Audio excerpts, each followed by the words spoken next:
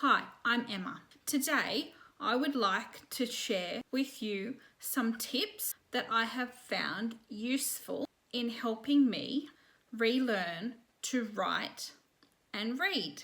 One of the most difficult devices of aphasia is the ability to read and write. I am fortunate that I can still read after my stroke, but long passages of text are still very difficult for me. Reading a book was something that I used to love. Now it is very hard for me to follow the story and remembering what line I was on. If the sentences are long, it is also hard to understand what they mean. One of the best tips I could offer for people who can no longer read is to get a subscription to Audible. I love to listen to books now, either in the car when I am driving or using my earpods.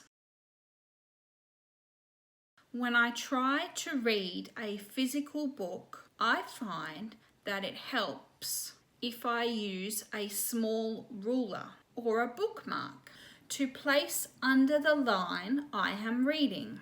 By moving that as I read, it makes it simpler to manage the text one line at a time. I have had to build up my ability for reading gradually. Many times I must reread sentences to improve comprehension. It takes a lot of practice. Try to get some text-to-speech tools. For example, Read Speaker. For computer-based reading, it is best to use a large size font, at least a 14. Another challenge for people with aphasia is writing. Lucky for me, my stroke affected my right hand. I am left-handed, so I am still able to physically write. Relearning to write with your less dominant hand takes a lot of practice. Writing again meant relearning how to spell and all about grammar. The most difficult words for me to spell were the high frequency words like the, it, and, to, are, and is. I just seem to have trouble remembering them, and it has taken a lot of practice. Sometimes I still stumble over these words. One of the most useful tips my speech pathologist gave me was to make a small alphabet card that I kept on my desk when I was doing any writing tasks. I learned to sound the words out, and the card helps me find the letters I need.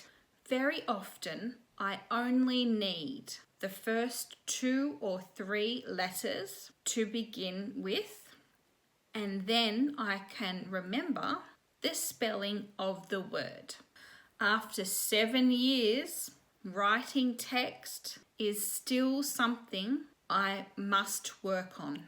If I ask Mum for help, she will write the beginning letter in the air with her finger or say O for orange to help prompt me. Writing text on my phone or my computer is easier with predictive text. On my phone, I use the audio tool, which converts my voice into text. I would be lost without my phone. Relearning to read and write takes daily practice.